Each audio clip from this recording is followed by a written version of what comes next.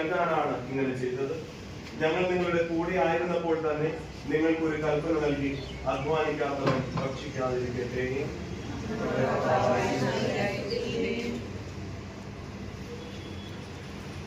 ആഹാരവും ദാഹിക്കുന്നവർക്ക് പാനീയവും യാത്രക്കാർക്ക് അഭയവും നൽകുന്നതിനായി നിർമ്മിച്ചിരിക്കുന്ന ഈ ഹോട്ടലിന്റെ യാവരും ആശീർവദിക്കണമേ.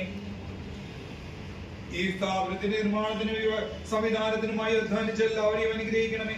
ഇതിലെ ഉടമസ്ഥരെയും ഇതിൽ ജോലി ചെയ്യുന്നവരെയും പരസ്പര സ്നേഹത്തിലും ഐക്യത്തിലും നിലനിർത്തണമേ.